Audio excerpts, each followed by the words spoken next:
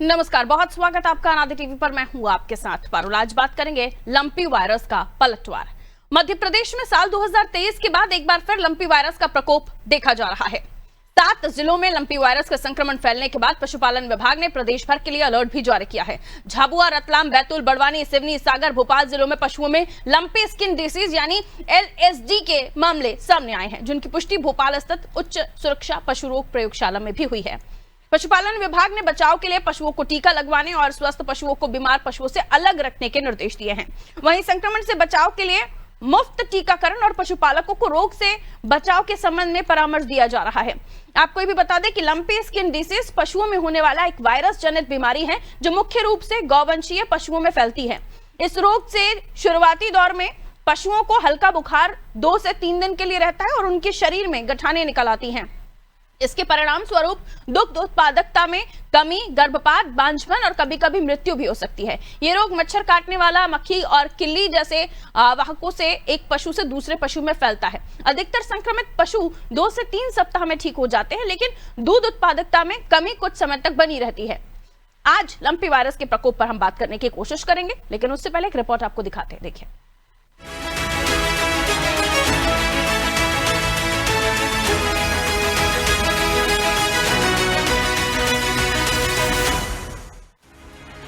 वर्ष 2023 की तरह एक बार फिर मध्य प्रदेश में लंपी वायरस का प्रकोप पिछले कई दिनों से चल रहा है। वर्तमान में प्रदेश के 7 जिले झाबुआ, रतलाम, बैतूल, बड़वानी, सिवनी, सागर और भोपाल इस रोग से प्रभावित है। इन जिलों में कई सक्रिय केसेस हैं, जिनका नियमित उपचार जारी है। वहीं बॉर्डर वाले इलाकों में सर्वे के कार्य में तेजी लाने के निर्देश दिए गए हैं। राजधानी भोपाल में लंपी वायरस का प्रकोप बढ़ रहा है।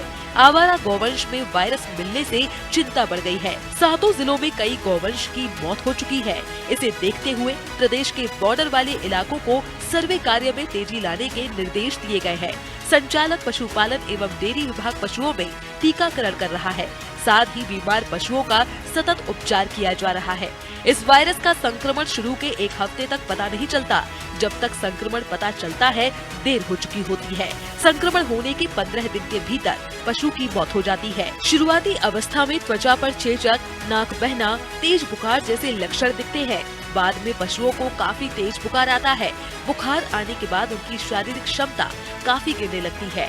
संक्रमण का पता चलने पर पशु का इलाज एंटीवायरल दवाओं द्वारा किया जाता है। लगभग 85% पशु बच जाते हैं, लेकिन 15% की मौत हो रही है। यह वायरस मक्खी और मच्छर से एक पशु से दूसरे पशु में फैल रहा है। इसकी वजह से पशुपालकों में काफी चिंता बढ़ रही है। ऐसा माना जा रहा है कि यह वायरस पाकिस्तान के रास्ते भारत में फैला है। ये बीमारी सबसे पहले 1929 में अफ्रीका में पाई गई थी। पिछले कुछ सालों में ये बीमारी कई देशों के पशुओं में फैली है। साल 2015 में तुर्की, ग्रीस और 2016 में रूस में फैली। जुलाई 2019 में इस वायरस का कहर बांग्लादेश में देखा गया। अब ये कई एशियाई देशों में फैल रहा है। भारत में ये बीमारी 2019 में पश्चिम बंगाल में देखी गई थी। लंपी बीमारी की रोकथाम के लिए प्रभावित क्षेत्रों में टीकाकरण एवं उपचार कार्य युद्ध स्तर पर किया जा रहा है। इसके साथ ही विभाग द्वारा लंपी स्किन बीमारी की रोकथाम के लिए मॉनिटरिंग प्रतिदिन की जा रही है। दूषित पानी, लार और चारे की वजह से पशुओं को यह रोग होता है। पशुओं में जब भी इस बीमारी के लक्षण दिखे तो सबसे पहले बीमार गाय भैंसों को सबसे अलग कर दे। पशुओं को रखने वाले स्थान पर साफ सफाई रखें। अगर ऐसा नहीं किया गया तो अन्य पशु इस बीमारी से पीड़ित होकर जान गंवा सकते हैं।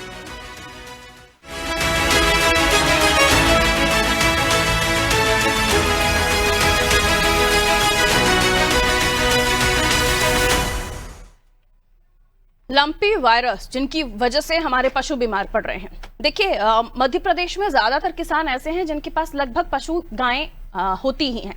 दुधारू पशुओं की मैं बात कर रही हूँ, और ये लंपी वायरस जो हमारी गायें हैं, जो गौवंश हैं, उनको बीमार कर रहा है। अब ये जहां से भी आया है, जो भी आया, उसकी हिस्ट्री तो आप लोगों को पता है, लेकिन दोबारा इसकी एंट्री होना ये बताता है कि शायद पुराने संक्रमण पर बहुत बेहतरीन तरीके से काम नहीं हुआ, या तो फिर ये दोबारा लौट कर आया है।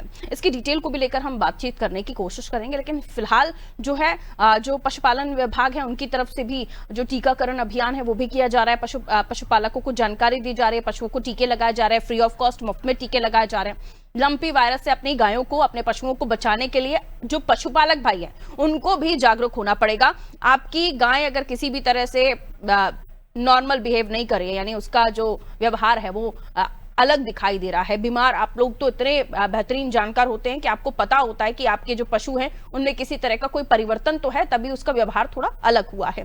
तो इस बात का विशेष तौर पर ध्यान रखते हुए अगर बुखार है तो उसको आप क्योंकि ये जो सिनेरियो ये लंपी वायरस वाला है, तो आप उस बुखार को बिल्कुल भी हल्के में ना लें। अपनी गायों को, जो अगर गाय पीड़ित है, गंभीर रूप से बीमार है या बुखार भी आया है, उनको अपने बाकी पशुओं से अलग कर दीजिए ताकि आपकी दूसरी गाय संक्रमित ना हो। और उस लंपी वायरस से अगर प्रभावित या फिर बीमार पशु है, गाय है, गौवंश है, उनको आप ऐसी जगह पर रखें जहां मच्छर मक्खियां ना आए।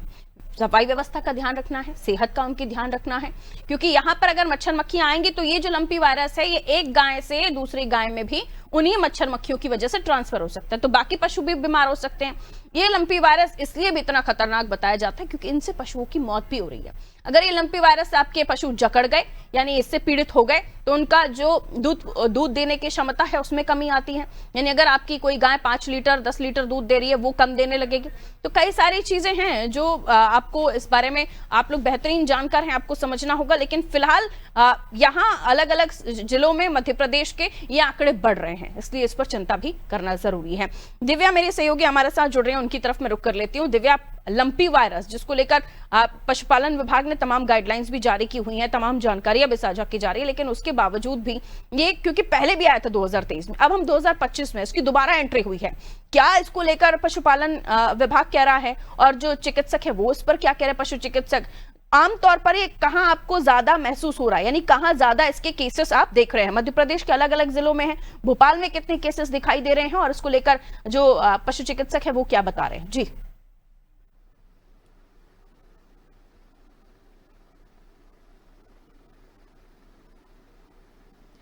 पारुल, ये जो बीमारी है लंपी, ये पिछले कुछ सालों में देखने को मिली है और अगर इसकी बात करें तो ये राजस्थान जैसे इलाकों में ज़्यादा ये बीमारी देखने को मिली और मध्य प्रदेश में भी ये बीमारी पशुओं में जो बछड़े होते हैं खासकर उनमें देखने को मिलती है।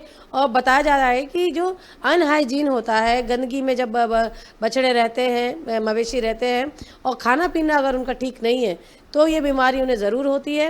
हालांकि जो हमने जितनी भी अभी एक्सपर्ट से बात की उनका ये कहना है कि वो मध्य प्रदेश में ये बीमारी ज़रूर है लेकिन काफ़ी कम है और काफ़ी नियंत्रित है। उसका कारण ये है कि लगातार वैक्सीनेशन हो रहा है और यहाँ पे जो एरियाज़ बटे हुए हैं पारुल, हर एरिया जो एक जो उसके पशु चिकित्सक है लगातार इसके लिए वैक्सीनेशन कराते हैं, इसके लिए जागरूकता अभियान चलाते हैं।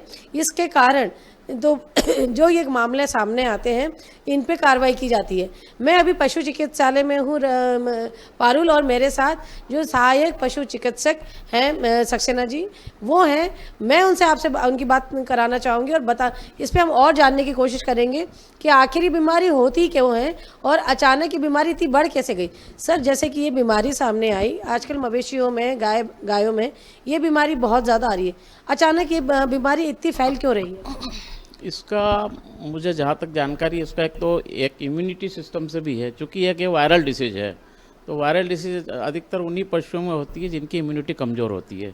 तो अपने छोटे बछड़े हैं या बछिया है, ये क्या है, इनका कोई रख रखाव या मैनेजमेंट की कमी से कुछ टिक्स वगैरह की, डीवर्मिंग वगैरह की टेबलेट समय पर नहीं खिलाना, टिक किलर उनको देना नहीं, जो टिक के इंजेक्शंस भी आते हैं, तो ये इसके कारण जो है उसकी इम्यूनिटी जो कमज़ोर होती है जानवर की, तो उसकी कमज़ोर होने से जो है ये वायरस जो है उनके शरीर में प्रवेश कर जाता है। तो वायरस प्रवेश तो अधिकतर बहुत सारे जानवरों को कर जाता है, लेकिन कुछ जानवर अपनी इम्यूनिटी सिस्टम उनका स्ट्रांग होने से वो लोग उस जानवरी को जो है अपने खुद का मतलब शरीर उनको बचाव कर लेता है, तो एंटीबॉडी शरीर में बन जाते हैं ऑटोमेटिक। तो उससे क्या है कि वो पशु बीमार नहीं होता है। और जनरली जो कमज़ोर जानवर रहते हैं उनको ये वायरल डिसीज होती है, वायरस के कारण जो होती है ये उनको अटैक कर जाती है। तो इसमें जनरली होता क्या है कि छोटे बछड़े बच्चियों में ज़्यादातर देखने को मिली है, बड़े जानवरों में भी हो जाती है, ऐसा कुछ नहीं है। पर कई सालों से ही, मतलब पिछले कुछ सालों में ये बीमारी देखने को मिली, पहले नहीं आती दिखती थी, अचानक से ये इतनी स्प्रेड कैसे हो? हाँ, एक्चुअली में क्या है कि ये अपने अन्य स्टेट में ज़्यादातर मतलब ये जो बीमारी देखने को मिली थी, अब चूँकि बॉर्डर्स पे इधर से उधर जानवर आने में थोड़ा सा कांटेजियस भी है ये डिसीज, मतलब तो छूत की बीमारी मतलब फैलती भी है। हाँ, कांटेजियस संक्रामक रोग होने से ये वायरल और संक्रामक रोग होने से ये जो है एक दूसरे में भी फैल जाती है। तो बॉर्डर पे कोई बाहर से जानवर आ गया, कोई वो उससे जो है संक्रमित रहा उस बीमारी से, तो अपने यहाँ के जानवरों में कांटेक्ट आया तो इससे भी वो फैल जाती है। क्या सिम्टम्स होते हैं और क्या असर पड़ता है इसमें, डेथ रिस्क कितना रहता है? हाँ, डेथ मृत्यु दर तो इसकी कमी है, वैसे ज़्यादा नहीं है, 10% हो सकती है। बाकी ये है कि सिम्टम्स कैसे पता चलता है कि ये बीमारी? पता चलता है कि पशु को थोड़ा बुखार भी आता है और शरीर पर जो है छोटे छोटे चकते हो जाते हैं, नोडल्स टाइप की गठाने उभर के आ जाती है शरीर में। और वो गठाने अगर समय पे अपन ने कंट्रोल कर लिया तो ठीक है कि वो मतलब ठीक भी हो जाए, क्योर हो जाती है। लेकिन अगर ज़्यादा समय तक अगर कंट्रोल नहीं कर पाए तो फूट फूट कर वो फोड़े के रूप में, फिर मवाद के रूप में, मतलब उसका पस निकल के धीरे धीरे ठीक होती जाके। सर, ये बीमारी अगर बात करें भोपाल की, भोपाल के अलग अलग एरियो में आपने कहाँ देखा है कि ज़्यादा ये बीमारी स्प्रेड होती है और कौन से महीने में ज़्यादा होती है? क्या 12 महीने फैलती है ये बीमारी या कोई विशेष मौसम होता है? नहीं, ये ज़्यादातर अपने को ये बारिश के मौसम में ज़्यादा देखने को मिलती है, जहाँ तक हमें जानकारी है। भोपाल का अलग अलग एरियो की तो जानकारी नहीं है ज़्यादा, पर यहाँ छुटमुट केस मतलब थोड़ा बहुत हमारे एरिया में देखने को मिले थे, जिनको हमने मतलब ट्रीटमेंट के द्वारा ठीक भी किया है। सर, और जैसे बताया जा रहा था, मेरी किसी एक्सपर्ट से भी बात हुई थी, जो मौसम में बदलाव हो रहा है कि आजकल जिस तरह से मौसम बदल रहा है कि कभी भी बारिश हो जाती है, कभी ठंड पड़ रही है, ये मौसम का बदलाव भी ये बहुत बड़ा कारण है इस बीमारी को बढ़ाने के लिए। बिल्कुल, आपने सही कहा कि मौसम के बदलाव में भी ज़्यादातर ये बीमारी होती है, और विशेष रूप से अभी जब बारिश के जस्ट बाद मौसम चेंज होता है तो उसमें भी देखने को मिलती है। और अपना हाइजीन का भी, पशु को बाड़े में जो है बराबर अपन टिक किलर नहीं दे रहे हैं, या बहुत सारी चीज़ें ऐसी रहती है कि बहुत सारे पशुपालक बहुत ज़्यादा ध्यान नहीं देते हैं अपने उसमें, तो इस कारण भी वो वायरस वहाँ पे वो उनके बाड़ा जो भी रहता है अपना, जहाँ जानवर अपन रखते हैं शेड में, वो वायरस प्रवेश कर जाता है। सर, आपकी तरफ से कैसे कैंपेन चलाया जाता है कि लोग ज़्यादा से ज़्यादा जो पशुपालक हैं वो जागरूक हों और इस बीमारी को फैलने से बचाया जा सके? तो क्या कोई कैंपेन भी आप लोगों के द्वारा समय समय पर चलाया जाता है? नहीं, समय समय पर हमारे अभियान होते हैं। वैसे अभी भी थोड़े दिन पहले एक दुग्ध समृद्धि अभियान में, वहाँ भी हमने पशुपालकों को जानकारी दी थी कि अपन ये अपने जो बीमारी है, जैसे अभी एक मुँह पका खुरपका भी चलती है, FMD बोलते हैं उसको, फुट एंड माउथ डिसीज, उसको उसका कैसे मेंटेनेंस किया जाए, कैसे रखरखाव जानवरों का किया जाए कि बीमारी आए नहीं, तो हम लोग क्या वैक्सीन के रूप में उनको बिल्कुल। तो बहुत सारी चीजें हैं दिव्या जो आप बात भी कर रहे हैं, उनसे बहुत सारे क्वेश्चंस हैं। मैं लौटूंगी आपकी तरफ, आप कुछ और इम्पोर्टेंट बातें भी उनसे कीजिए, क्योंकि ऐसा इम्पोर्टेंट सब्जेक्ट, ऐसा टॉपिक है। हम बार बार जिक्र कर रहे हैं, हमारे जो मध्य प्रदेश में किसान हैं, किसान भाई पशुओं को अपने पास रखते हैं, पशुपालक भी होते हैं, दुधारू गायें उनके लिए बहुत ज्यादा आर्थिक स्थिति को उनकी सहयोग करती हैं। तो ये चीजें हैं, आइए और भी हम समझने की कोशिश करते हैं। हमारे साथ और भी लोग बने हुए हैं, आदिल भी जुड़ेंगे सिवनी से, डॉक्टर दिनकर पाटिल पशु चिकित्सक है हमारे साथ जुड़े हुए हैं। डॉक्टर दिनकर पाटिल, बहुत बहुत स्वागत आपका अनादि टीवी पर। कैसे देख रहे हैं आप ये जो समस्या है, इसको लेकर आप क्या उपाय बताना चाहेंगे? शुरुआती दौर में किस तरह के सिम्टम्स होते हैं जिनको ध्यान में रखने की आवश्यकता है, और हमारे किसान भाई, क्योंकि खासतौर पर जो पशुपालक हैं, उनको आप क्या बताना चाहेंगे शुरुआती दौर में? अगर किसी तरह के ऐसे सिम्टम्स पाए जाते हैं तो उन्हें क्या करना चाहिए? पाटिल साहब। देखिए, सबसे महत्वपूर्ण बात यह है कि बीमारी आने के पहले ही अपने को साल में एक बार उसका टीकाकरण कर लेना चाहिए, और टीकाकरण जो है सरकार द्वारा निःशुल्क किया जाता है। ठीक, अब यदि किसी कारणवश यदि किसी पशु को कोई बीमारी आती है तो अपने सबसे पहले उसको अपने बाड़े से एक अलग कोने में बांधना चाहिए, जिससे कि बीमारी दूसरे पशु में न फैले। बिल्कुल बिल्कुल। पाटिल साहब, ये जो जी वैक्सीन जिसके बारे में कहा जा रहा है, कितना प्रभावी है और कितना आपको लगता है कि, चूंकि अभी वैक्सीन देने के बाद भी, क्योंकि कई लोगों ने 2023 में भी वैक्सीन करवाया होगा अपने पशुओं को, अभी वैक्सीन का कितना फायदा है, इसके बारे में आप क्या जागरूकता देना चाहेंगे हमारे दर्शकों को, हमारे पशुपालक भाइयों को? वैक्सीन तो बहुत ही अच्छा है, वैक्सीन की क्वालिटी भी अच्छी है और वैक्सीन 100% इफेक्टिव है। लेकिन कभी कभी क्या होता है, जैसे कुछ केसेस में ये देखने में आता है कि वैक्सीन लगाने के बाद भी बीमारी आ गई है, तो उस समय कुछ मानवीय भूल की वजह से वैक्सीन की सही मात्रा न लगाने में आती है, वैक्सीन गिर जाता है, वैक्सीन सही जगह पे डिपोजिशन नहीं होता है, तो ये इन कुछ चीजों की वजह से वो हो सकता है कि किसी किसी केस में बीमारी आ जाए, अन्यथा यदि वैक्सीन को सही तरीके से लगाया जाए तो बीमारी नहीं आती है। डॉक्टर साहब, अभी जिस तरीके से संक्रमण अलग अलग जगहों पर देख रहे हैं कि सुनने में आ रहा है कि कई जगहों पर ज्यादा है, और अभी इस सीजन में, क्योंकि अभी इससे पहले भी एक पशु चिकित्सक जुड़े हुए थे हमारे साथ, मेरे सहयोगी उनसे चर्चा कर रही थी, तो उन्होंने ये कहा कि ज्यादातर ये बारिशों के समय में भी ज्यादातर इसके केसेस देखे जाते हैं। अभी इनके केसेस का सामने आना? हाँ, वैसे फिलहाल तो हमारे इंदौर क्षेत्र में बीमारी का प्रकोप नहीं है, मेरे नॉलेज में कोई केस नहीं आया है जी। लेकिन फिर भी जो है हमारे विभाग द्वारा इंदौर के अंदर, पूरे इंदौर जिले में सभी तरह पे वैक्सीनेशन पूरा कंप्लीट कर लिया गया है और लगातार वैक्सीनेशन कार्य जारी है। इस जैसे कि ये भी एक लोगों को, जो पशुपालक हैं, उनको एक भ्रम है कि इस तरह की वैक्सीन क्या उनके पशुओं में किसी तरह का कोई प्रभाव तो नहीं डालेगी, कोई फर्क तो नहीं पड़ेगा उनकी सेहत पर? जी डॉक्टर साहब। हाँ, देखिए, वैक्सीन ऐसा है कि वैक्सीन जो है इसे हमेशा जो है 6 मंथ की प्रेगनेंसी के पहले ही लगाना चाहिए। 6 मंथ की प्रेगनेंसी के बाद में इसे लगाना इंडिकेटेड नहीं है। और दूसरा ये कि वैक्सीन के लगाने के पश्चात पशुओं में किसी तरह का नुकसान नहीं होता है, और यदि कोई व्यक्ति चाहे तो वो प्रेग्नेंट कंडीशन के अंदर भी वैक्सीन लगवा सकता है। मेरे द्वारा इतने केसेस में वैक्सीनेशन करवाया जा चुका है, किसी भी केस में एबॉर्शन या किसी तरह की समस्या नहीं आई है। लेकिन फिर भी जो नियमावली होती है हमें उसके साथ चलना होता है, तो जो इंडिकेशंस हैं वो 6 महीने के ऊपर लगाने के नहीं है। डॉक्टर साहब, जिस तरह से व्यवस्थाएं हैं पशु चिकित्सालयों में, वो आप पर्याप्त मानते हैं कि जो पशुपालक अपने पशुओं को लेकर पहुंचते हैं तो अस्पतालों में व्यवस्थाएं पर्याप्त होती हैं? पाटिल साहब, ठीक है, फोन डिस्कनेक्ट हुआ है उनका। मेरे साथ दिव्या, मेरे सहयोगी, जुड़ी हुई हैं। दिव्या, क्या इतनी व्यवस्था है कि एक सर्वे किया जा सके, ताकि, क्योंकि कई ऐसे पशुपालक हैं जिनको इस बारे में जानकारी नहीं है, समझ नहीं पा रहे हैं, सिम्टम्स नहीं पहचान पा रहे हैं, तो एक सर्वे हो सके? और ये कितनी जागरूकता है कि अगर गाय गर्भ से है 6 महीने पहले उसका ध्यान रखे हुए वैक्सीन कराना चाहिए, और अभी एकदम से जो केसेस बढ़े हैं, क्या कितनी तादाद में वैक्सीन हुई है, कितनी तादाद में ऐसे जो केसेस बढ़ रहे हैं उनके पीछे, क्योंकि और 2023 से लेकर अभी हम चर्चा कर रहे हैं, तो ये कितना प्रभावी है? दिव्या।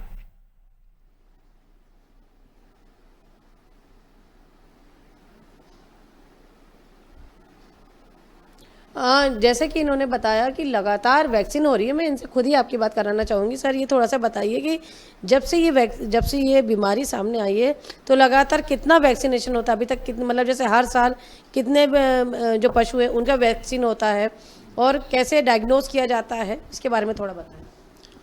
हाँ, एक्चुअली में क्या है कि अभी 3-4 साल से ये हमें यहाँ पर मध्य प्रदेश में देखने को मिली है, तो वैक्सीन जो है ऊपर से मंगाया जा रहा है इसके लिए, और हर साल जितना मतलब मात्रा में अपने को वैक्सीन मिलता है तो उसको पशु संख्या के आधार पे अपन जो है वैक्सीनेशन करवाते हैं। जैसे कि पूरे ज़िले में मान लो करीब 1 लाख से ऊपर जो भी पशु संख्या है, तो वो टुकड़े में वैक्सीन हर 6 महीने में अपन वैक्सीन बुलवा के और उसको जो है उसको अभियान को पूरा किया जा रहा है। तो सर, कि साल भर लगातार, मतलब जैसे 1 साल में ये वैक्सीनेशन हो गया, अगले साल फिर से उन्हीं पशुओं का वैक्सीन कर? उसका जो वैक्सीन की इम्यूनिटी वैसे 1 साल के लगभग होती है, तो 1 साल में अपन जितने भी है पशु, जितने भी अपने ज़िले के अंदर रहती संख्या, उतना वैक्सीनेशन करवाते हैं, और फिर धीरे धीरे वो जब 1 साल पूरा हो जाता है उसके बाद फिर से नया वैक्सीन आता है, फिर करवाते हैं हर साल।